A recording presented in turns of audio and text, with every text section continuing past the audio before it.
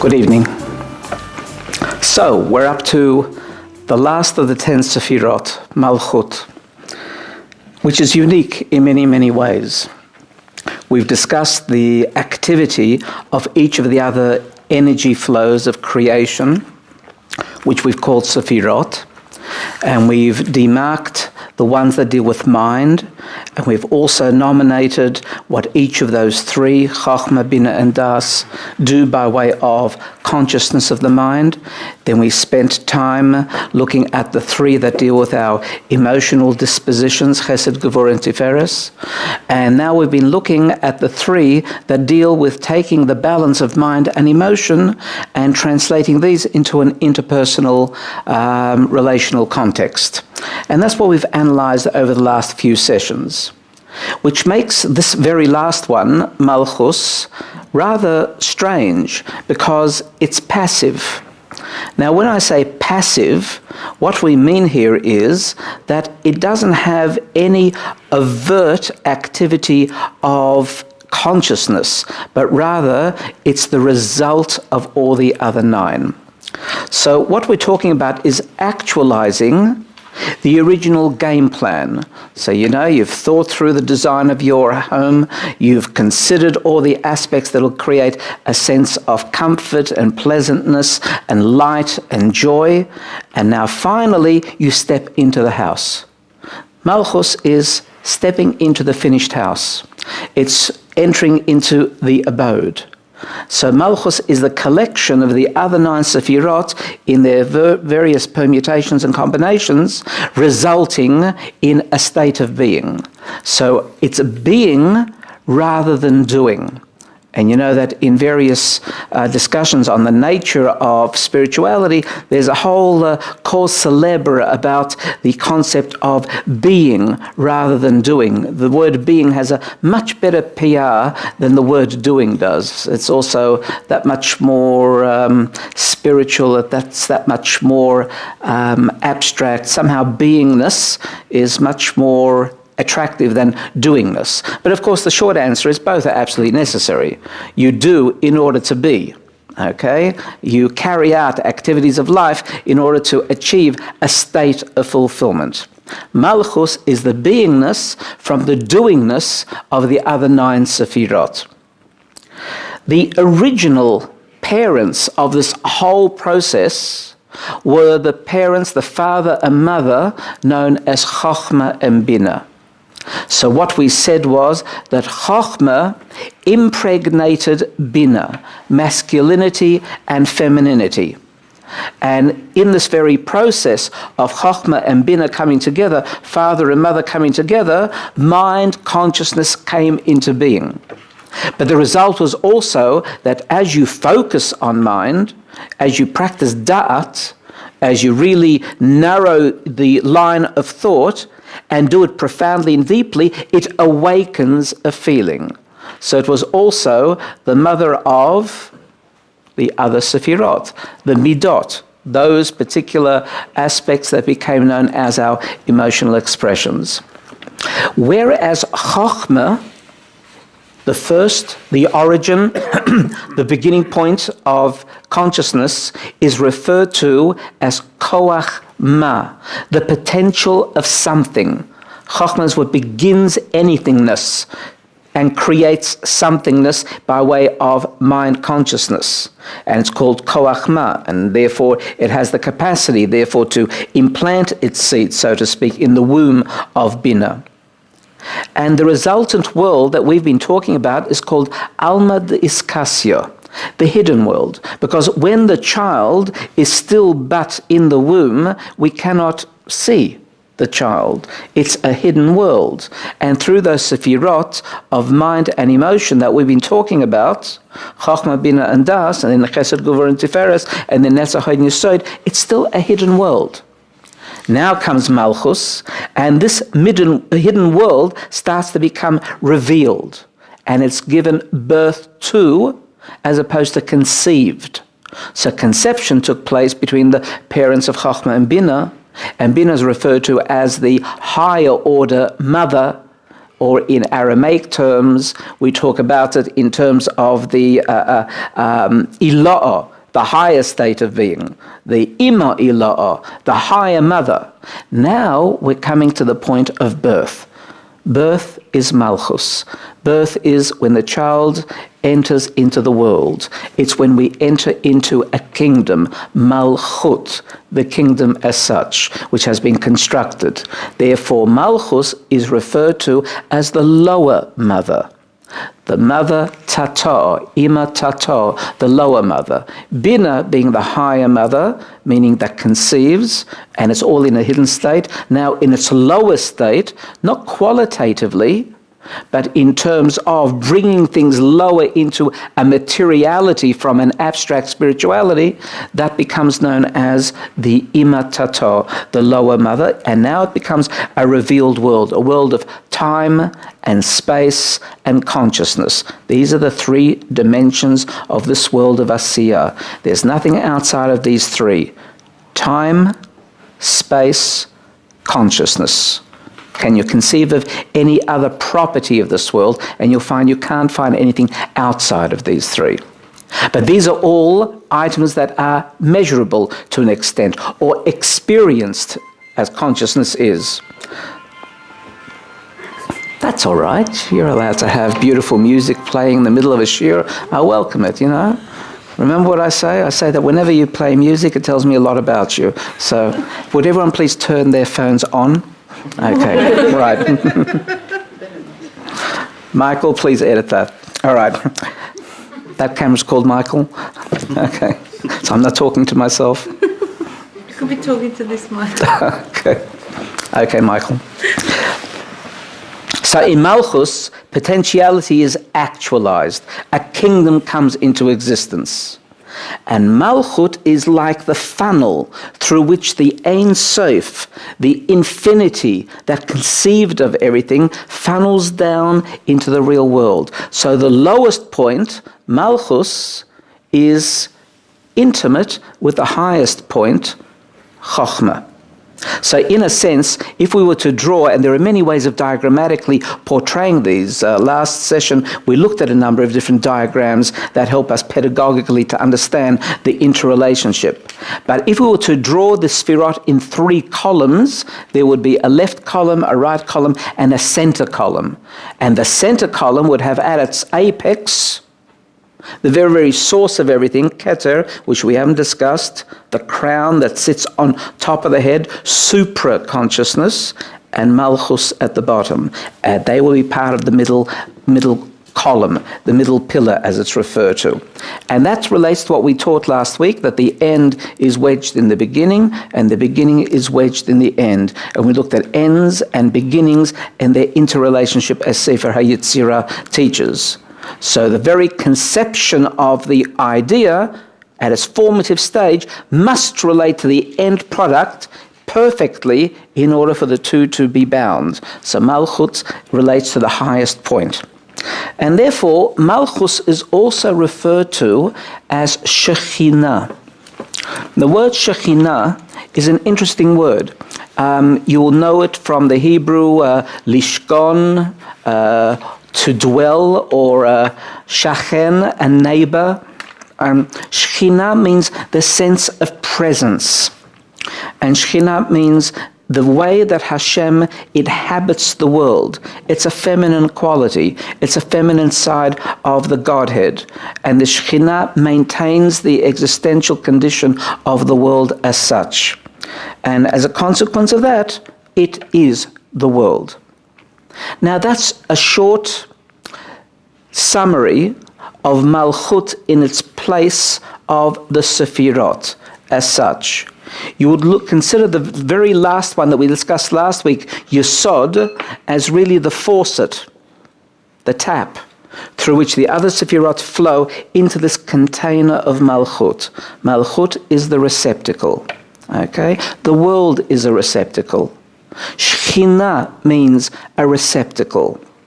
In other words, we are here receiving from all the higher elements, the higher worlds, and this is the result, Malchut, a spiritual kingdom that materializes.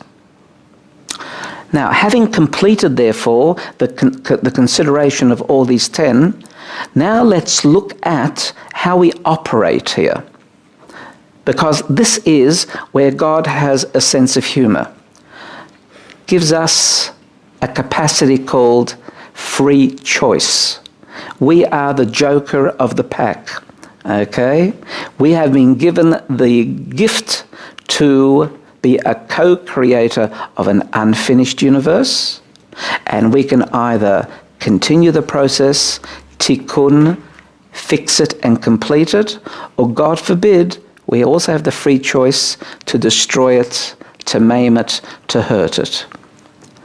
Now this is the biggest mystery of creation. Bechira chavshis, free choice. And yet there, as we've said over and over again, through free choice comes the meaning of life. Because if we didn't have the capacity to kill and destroy, life would be meaningless. It's our capacity to choose right from wrong that provides all meaning in life. Nothing else counts. And every aspect of our mind consciousness and emotion consciousness, every one of our thoughts, every one of our words, every one of our behaviors is an act of choice. Admittedly, we can act by rote, which means habitually, without too much mindfulness, without thought input. But that's a very low order operation in the world of time and space and consciousness. We begin the capacity rather to act in a high order, and that means exercise of choice as such. This process we call mastery. It's a common word. And I want to speak a little bit about the way that we master the way that we act in the world. A, what does mastery mean? And secondly, what is the methodology of Jewish mastery? What are the goals of Jewish mastery as such? Now, mastery always refers to behavior. In Jewish thought, speech is part of behavior. In other words, we're not artificially distinguishing between speech and body activity. It is a body activity for the purpose of our discussion here. In other contexts, we may distinguish it. So let's consider speech. Speech is, as we've heard previously, a wondrous process. Speech means not just the physiological processes of air flowing and impinging on the voice box and then being shaped by the 5 parts of the mouth that shape sound, the lips, the tongue, the teeth, the palate, and the throat, corresponding to the 5 levels, the 5 worlds, which includes the Ein Sof as such. And that is merely the production of sound.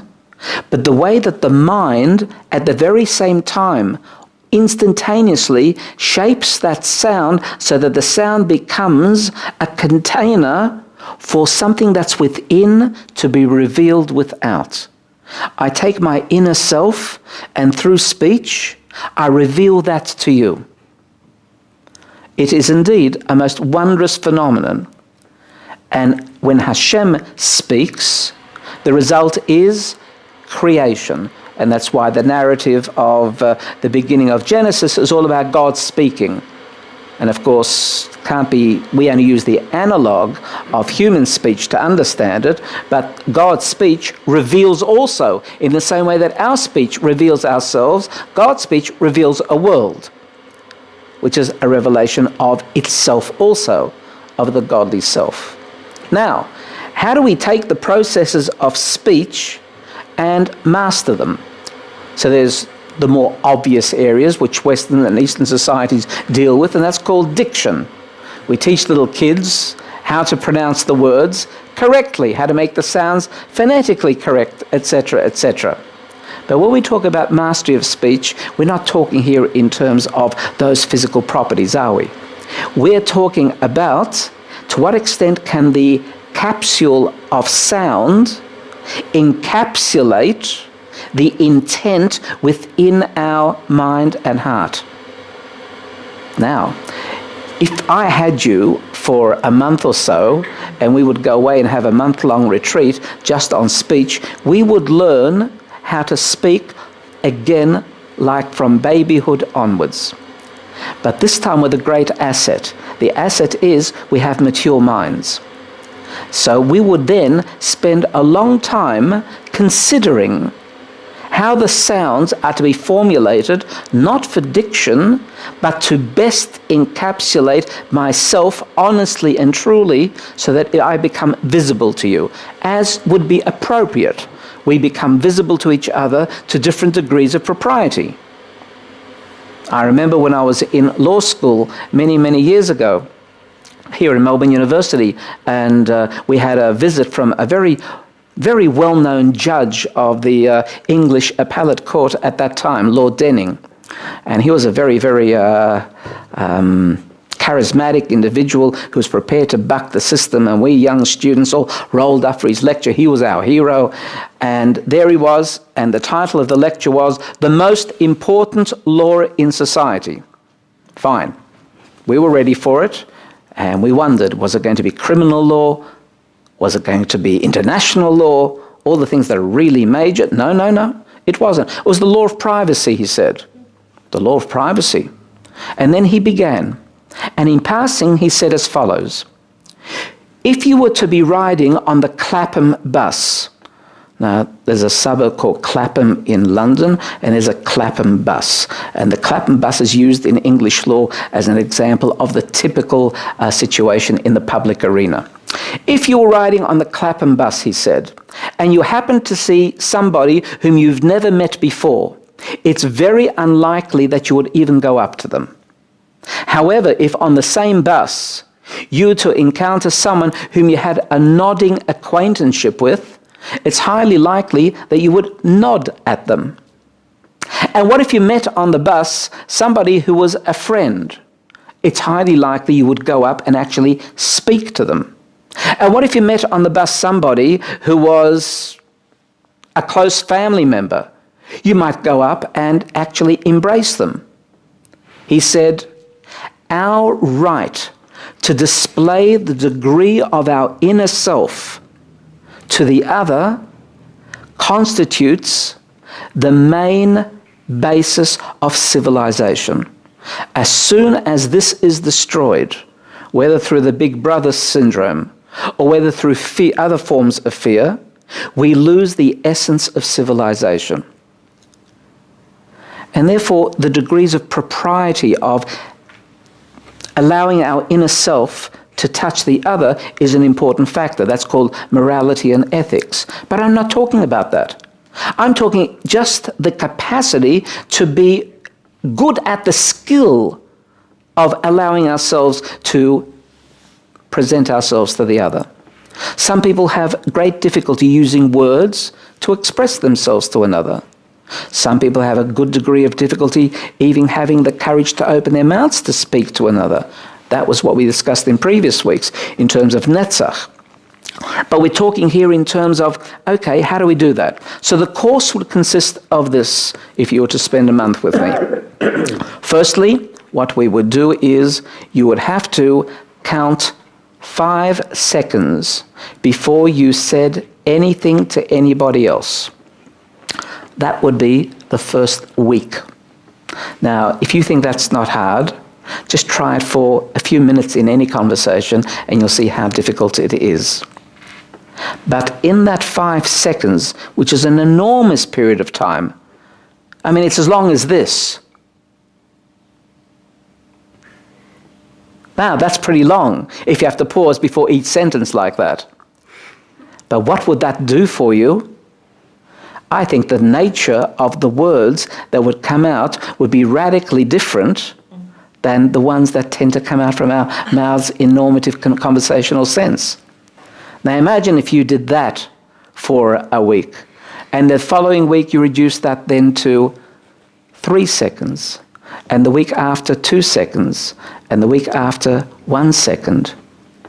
What you would have done in the period of time is to be able to train the interconnection of the nature of consciousness through the facility of forming the words, so there's a much closer relationship so that the resulting sounds become a much more accurate connecting point between two people. dibur, speech, is a terribly important manner of achieving fulfillment. Because we said that the primary mode, the primary motivation of people's lives is what? We said it's connectedness, joining, take the twos of life and creating ones. By speaking, we're joining. When I speak to you and you process what I say, there's a point of connection. And when you speak to me, there's another point of connection. And these points of connection can become more and more profound. And that's why the skill of mastering speech is such an important one in Jewish spiritual endeavor. I haven't really found that notion in any other spiritual pathway, interestingly. But the idea of the mystery of sound and its capacity to encapsulate consciousness and to be able to share that with another, that is something wondrous. No? So that's what we mean in terms of revealing ourselves and then appropriate self-revelation. Then there are ways of expressing which are not necessarily revelatory, not just me allowing my inside to different degrees to be open to you. There's also the adoption of formulas of speech, meaning if I take other people's wise teachings and wise statements and I learn to adopt these, then what I'm doing is changing my habitual pattern of speech and elevating it to a higher point.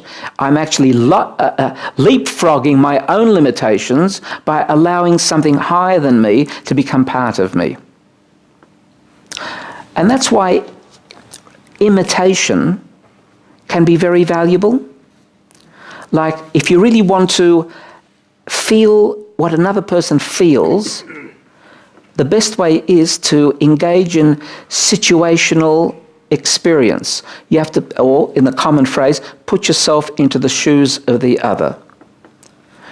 So for example, you want to see how a youngster of 6 months or 8 months experiences world? Get down on the floor and start crawling. And you get a much better experience than trying to figure it out by looking at the child and asking, so, well, what is the child really seeing? And I shared that with you last week when I said that what I learned when I injured my knee and spent a month in a wheelchair and seeing the world from that height of seated in a wheelchair as opposed to my normal state of being upright. Even that little change in position gave me a completely different perspective.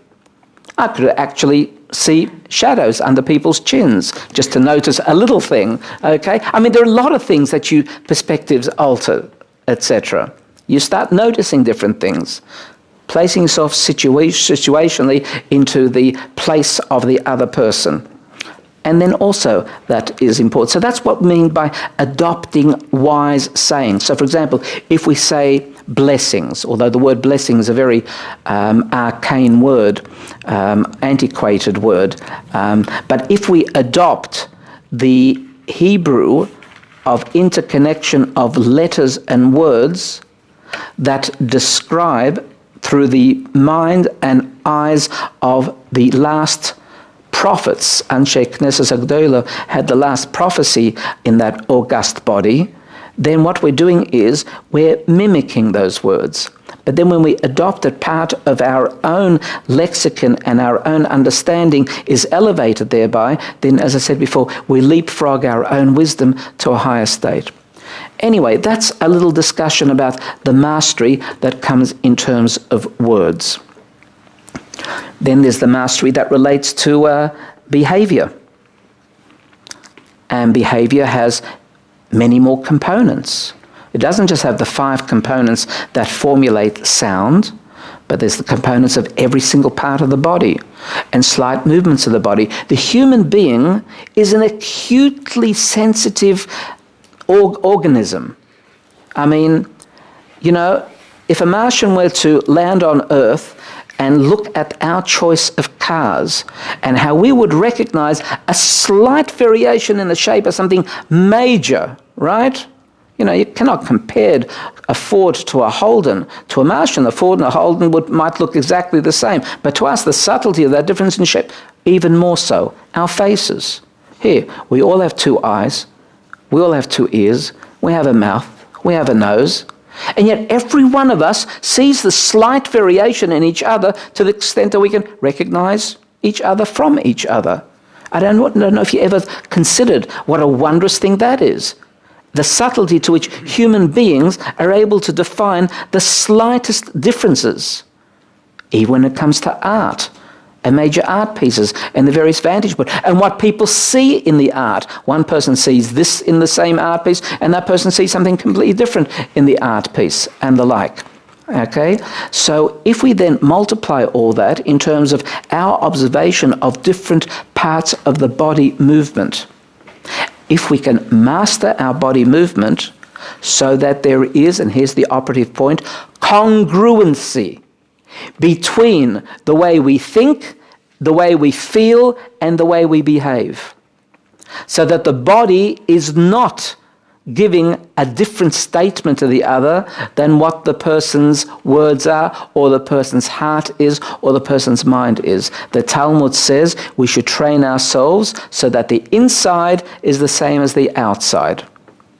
That means who we are in the privacy of our home after hours is the same who we are during the business hours of our profession or otherwise, and vice versa, because you and I well know the kind of schizophrenic behavior that some people display, one persona in the workplace and a completely different persona at home, and I'm not sure which is better or worse in many instances, okay? And that's unfortunate. That's really offending exactly what the Talmud is asking us to do, to be congruent. Now, of course, congruency requires us to have a beginning point. There has to be something good to be congruent with. Most people's intentions are good. We call that kavanah. Now, the word kavanah comes from an ancient Aramaic word called kabin. Kabin means literally a window in the Aramaic. Now, what we're saying is that the way that we formulate our intention provides a window for the neshama, for the soul, to peer out into the world. What I intend creates the pathway for the soul. Okay? It's a profound notion. So the word kavanah doesn't simply mean, as the modern Hebrew has it, intention. It's more. It's learning the skill of allowing our neshama to flow in an optimal way. In English, cabin, window is only part of the cabin. The point being that what we seek to do is to adopt wiser and more optimal windows for the soul to peer through. Better intentions. So let's assume that human beings by nature wish the best for the other and for themselves. So let that be the beginning point for the purpose of measuring our behavioral self. Do our behaviors match up to our good intentions? And that's part of behavioral mastery. And then you practice that systematically. What am I doing with my eyes? What am I doing with my eyelids? You can be much finer, eyebrows, if you will. What am I doing in terms of more obvious things like hands and feet and body and movement, etc.? Why do some cultures become much more expressive with their bodies and other cultures are more stoic with their bodies? What does that mean? Well, certainly it's harder to read a stoic individual than it is a flamboyant individual. You know, Italians are much easier to read than Englishmen, right? Okay. But that's a cultural thing that results from other factors also to do with the energy flow within and emotional states, and we're not going to go into that, but it's very, very interesting in its own right. But nevertheless, each culture in its own way, to be able to understand what the different nuances of body are providing by way of truth of the mind and the emotion at the moment, at the time. That kind of mastery practice. So, you know, here we are, we live 120 years, and most people never, ever entertain mastery. They just continue living the life with the body that they've been lumped with, in their opinion, with the mind which has been endowed to them by genetics, with feelings that are somehow affected by other people causing things to them, etc., etc., and they continue living entrapped lives instead of the liberation of plasticity of mind and emotion.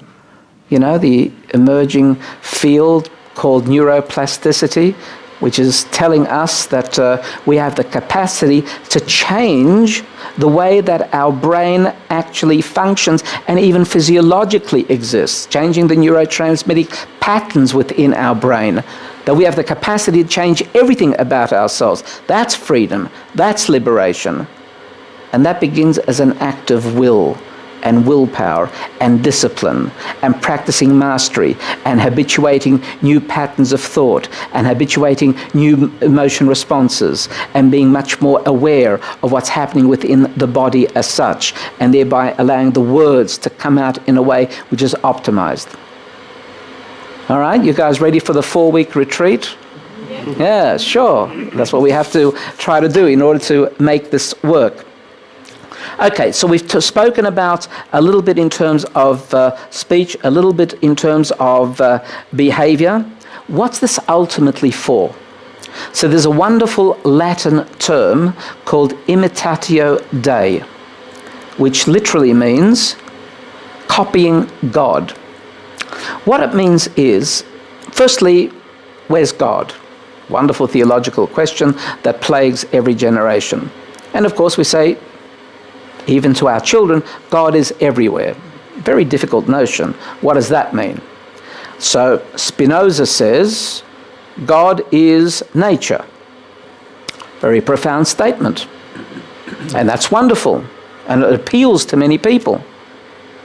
And the one-time Baruch Spinoza becomes excommunicated from his Jewish people because somehow by saying God is nature is heresy.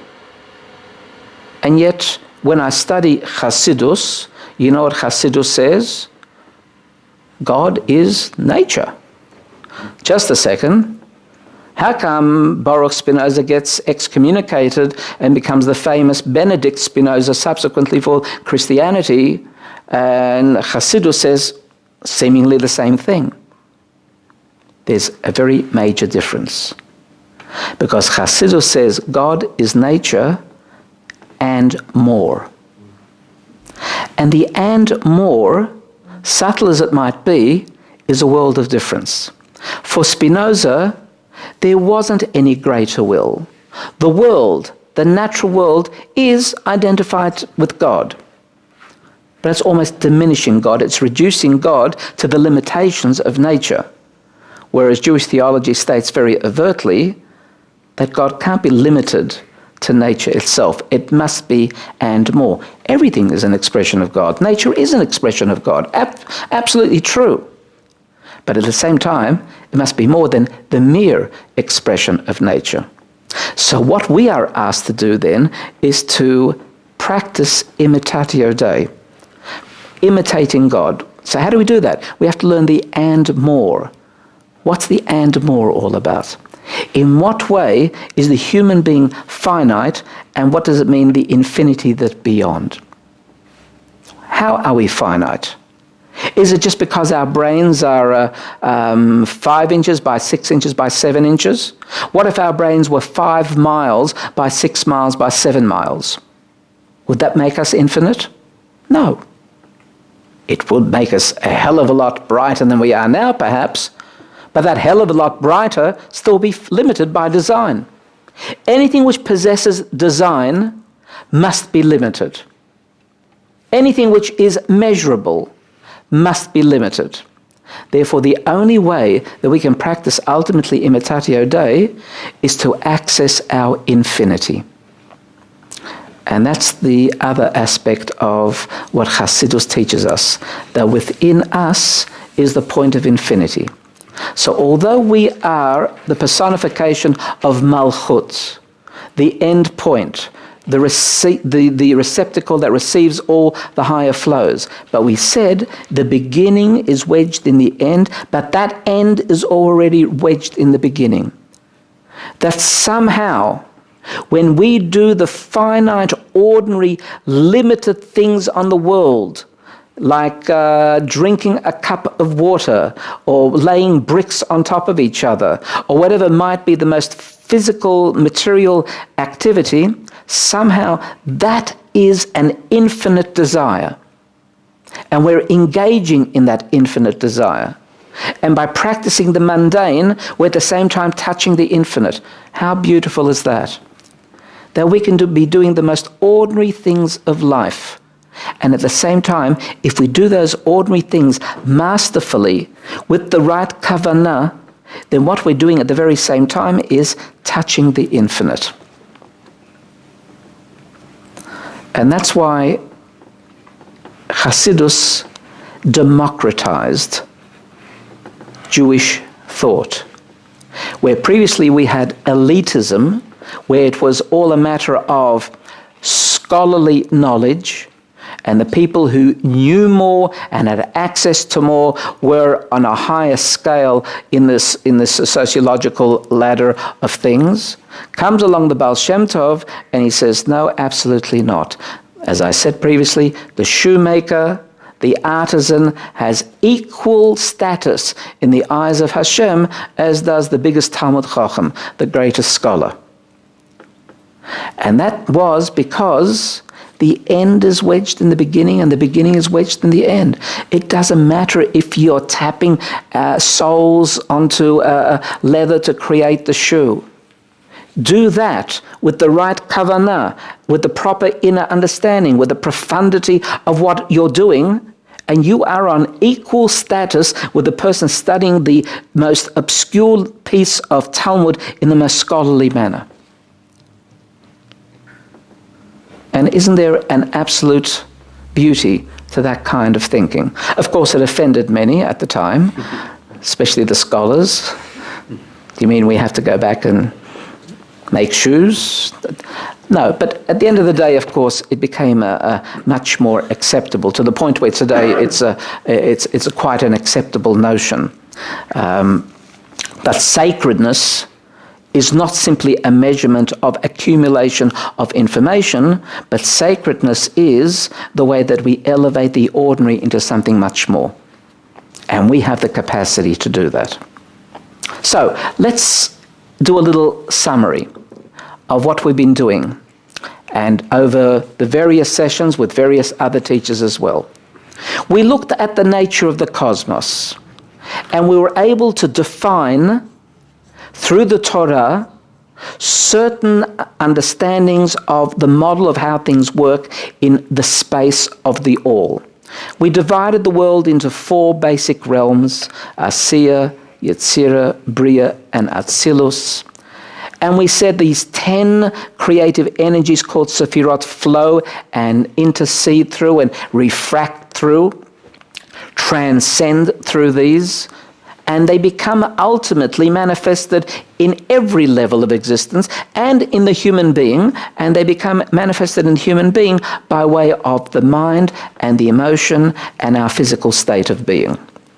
And we analyzed each of these, and we said that we have a capacity to take from the subconscious to the conscious, to be able to bring the chidush, to bring the creative aspect of self to the fore. We call that chokhmah.